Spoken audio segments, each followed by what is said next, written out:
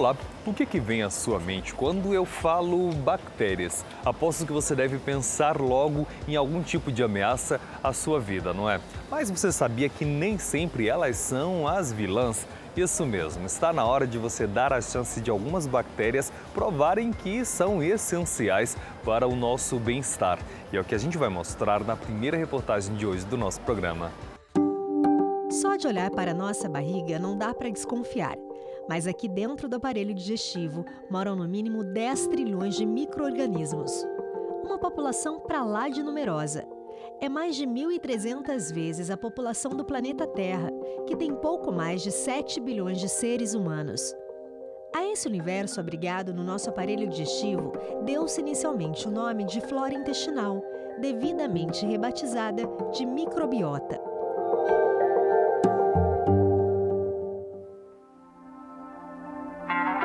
Assim como acontece em nossa sociedade, os bichinhos têm família, nome e sobrenome. E mais importante de tudo, executam inúmeras funções dentro do corpo. Essas bactérias no intestino, elas melhoram a imunidade. Tem alguns estudos relacionando, que ajudam a controlar a imunidade, porque elas estimulam, fazem o organismo reagir contra o que é externo. Além disso, esses micro-organismos produzem substâncias benéficas para o corpo. Mas assim como na sociedade, no nosso intestino existem habitantes bons e ruins. E quando os micro-organismos potencialmente nocivos se multiplicam a ponto de se sobrepor aos micro-organismos benfeitores, esse desequilíbrio nas populações bacterianas, que podem ser causados por diversos fatores, traz o risco de inúmeras doenças. Cientificamente está mais comprovada a relação intestino-cérebro, porque se o seu intestino funciona bem, você está bem. Isso dá para associar diretamente à doença cardiovascular que está relacionada a estresse. Tem micro-organismos, aí tem comprovadamente micro-organismos que afetam doenças relacionadas ao sistema nervoso por conta dessa relação do intestino com o cérebro e, consequentemente, o risco de doença cardiovascular também. As doenças cardiovasculares são a principal causa de morte no mundo. No Brasil, representam cerca de 30% dos óbitos. Anualmente, mais pessoas morrem por essas doenças do que por qualquer outra. Quando comparadas com o câncer, por exemplo, as doenças cardiovasculares matam 2 vezes mais. Mas como evitar que essas doenças afetem a população? A resposta para essa pergunta vem sendo estudada por pesquisadores do curso de farmácia da Universidade Presbiteriana Mackenzie. E para muitos deles, pode ser até bem simples. Uma dieta equilibrada e associada a exercícios físicos tem sido vista como fator essencial para o equilíbrio do organismo e para a prevenção de doenças cardiovasculares. E as fibras e os probióticos têm sido foco de pesquisas por conta dos benefícios. O consumo de probióticos, de alimentos fermentados, o mais comum são os produtos à base de leite, leite fermentado. Desde o iogurte é um tipo de leite fermentado, mas ele não é probiótico, porque as bactérias que ficam no iogurte, elas não resistem ao trato digestório, elas morrem durante a digestão. Mas tem outros leites fermentados no mercado que têm micro-organismos vivos que esses já comprovadamente eles resistem à digestão. Basicamente, os probióticos são alimentos com organismos vivos que trabalham a nosso favor, povoando nosso intestino com micro-organismos bons. Aqui no laboratório de farmácia, os pesquisadores estudam 2 tipos, a kombucha e o kefir. A kombucha, ela é de origem oriental e eles utilizam para fermentar chá verde, chá preto, chá com adição de açúcar, e aí pode ou não misturar com suco de fruta. O kefir é semelhante à kombucha, só que a origem é outra, aí a origem é das montanhas do Cáucaso, da Turquia, da Rússia, isso de milhares de anos, que era utilizado em princípio para fermentar o leite e produzir uma bebida semelhante ao iogurte, Então é um leite fermentado. E olha, As pesquisas com kefir renderam até uma bebida probiótica que já está à venda em alguns mercados de São Paulo. Nem sempre os probióticos têm um gosto bom, por isso muita gente torce o nariz quando o assunto é o consumo desses produtos. A professora Isabela garantiu que a bebida desenvolvida aqui é diferente. A gente fermentou suco de fruta integral para aproveitar o melhor do suco, né, com todos os nutrientes que tem lá, sem adição de água e açúcar. Então a gente usa o açúcar da fruta para fermentar o kefir lá dentro.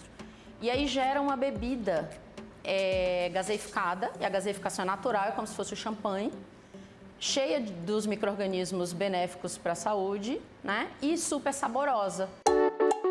Então, claro, eu não podia encerrar essa matéria sem experimentar. Professora, então eu vou experimentar agora o de uva verde, é isso? Isso, é integral. É muito bom mesmo. Tá, e agora esse. Nossa, adorei isso aqui. É bom mesmo, então não precisa sofrer para tomar um probiótico.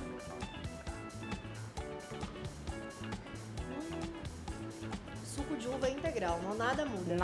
Nada, só de gás. Isso, com gás e com os micro-organismos benéficos. Gente, é muito gostoso mesmo. Tá, mas quanto a gente precisa consumir para ajudar no controle de doenças cardiovasculares? Tem estudo que viu resultado positivo com o uso de probiótico diariamente e com o uso de 3 vezes por semana, né? Então, assim, o que leva a concluir que o importante é que você consiga manter esses micro-organismos vivos. A sua própria dieta vai ajudar. O probiótico é nutrido por um prebiótico, que são fibras presentes na alimentação. Alguns alimentos são ricos em fibra. Esses prebióticos fazem com que os probióticos permaneçam mais tempo vivos no nosso organismo. Por isso, se você tiver uma dieta rica em fibras, não há necessidade de consumir probióticos todos os dias. O importante é que você saiba que deve cuidar para que o universo que existe dentro do seu intestino nunca entre em colapso. Afinal, qualquer desequilíbrio entre esses habitantes pode gerar uma guerra onde o alvo é você.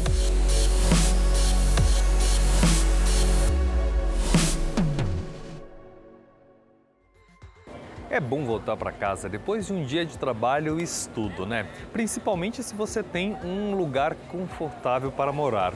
Só que nem todo mundo tem essa oportunidade. Mas, felizmente, alguns arquitetos estão trabalhando para encontrar soluções para diminuir esse déficit habitacional.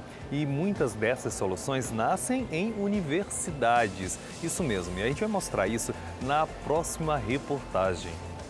Todos têm direito a ter uma casa, um apartamento, um lugar para chamar de lar docilar, ou seja, direito à moradia.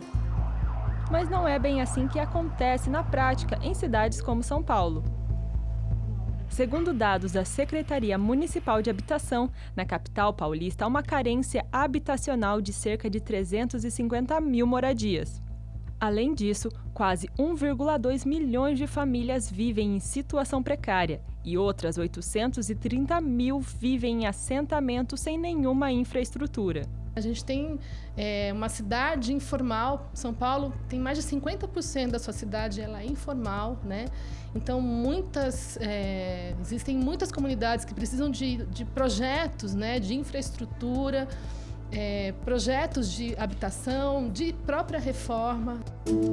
Pensando nisso, a Universidade Presbiteriana Mackenzie está promovendo projetos de extensão em arquitetura e urbanismo que possam contribuir para diminuir as carências habitacionais e urbanas, se aproximando de entidades que trabalhem com a Lei ATIS, Assessoria Técnica em Habitação de Interesse Social, Pública e Gratuita. É importante aproximar a academia, né, dos grupos que já trabalham com assessorias técnicas, porque tem um processo de projeto participativo que é fundamental para o aluno entender, né, como fazer um projeto junto com as comunidades, né, no processo, na luta pelo direito à cidade primeiro, né, e como trabalhar, entender o problema daquela comunidade, né? Como desenvolver esta luta, né, junto principalmente ao poder público. Eu acho que tem a ver com a nossa realidade, né, a realidade do país. Se você pegar dados aí de 2010, que já vão quase 10 anos, você tem 11 milhões de pessoas morando em aglomerados subnormais. Então você tem uma demanda aí de atuação para reforma, construção, adequação das unidades habitacionais dessa população muito grande. Então você tem uma demanda de profissionais bastante importante. A gente está discutindo também como que um arquiteto pode se aproximar dessas comunidades e desenvolver projetos de reforma, ajudar na autoconstrução. Mais de 85% das obras no país não tem projeto, né? Então a gente tem um mercado de trabalho gigante, né? E ao mesmo tempo muitas famílias precisando dessa aproximação. Com base na Lei ATIS, a academia poderá aproximar os alunos de arquitetura da realidade habitacional no país e com ações que trabalhem o papel do arquiteto na construção da dignidade humana, por meio da inclusão ao direito à moradia, previsto na Emenda Constitucional de número 26. A gente tem que sempre pensar no papel social que tem as profissões, porque quando a gente forma os nossos profissionais, o arquiteto, o urbanista, o designer, eles se formam para cumprir determinados papéis na sociedade. E é a partir de determinados temas, por exemplo, a integração com a população de mais baixa renda, ou a aproximação junto a essas áreas carentes na produção de moradia e na ajuda de uma cidade mais digna, é que a gente consegue, de fato, fazer uma interação.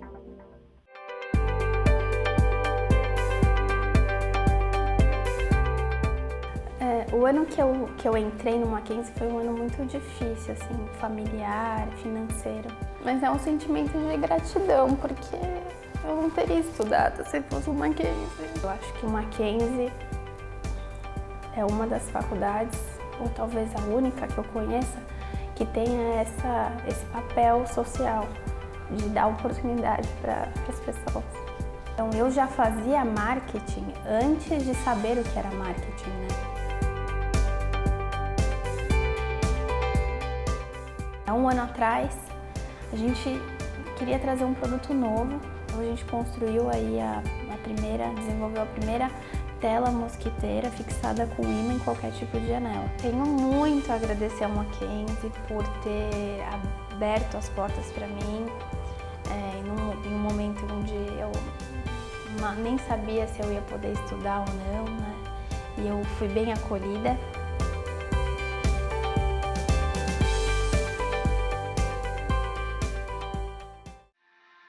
Todos nascem com caminhos a serem percorridos, inúmeros, infinitos. E os tombos são inevitáveis, fazem parte do aprendizado. Cabe a nós mostrar que não é preciso ser o melhor. Para crescer, o importante é ser hoje um pouco melhor do que ontem, sucessivamente, e seguir com estas verdades. Não há limites para o desenvolvimento humano. As barreiras são quebradas com conhecimento, esforço e determinação. E estaremos sempre ao seu lado, ensinando, cuidando e aprendendo. Mackenzie, desde 1870, presente no que é essencial. Há quanto tempo você não visita uma livraria? Ou uma biblioteca? Que tal fazer isso hoje? Dê uma volta, mexa nas prateleiras e encontre um livro para ler. Aproveite esse dom que nós temos, o de compartilhar histórias e ideias.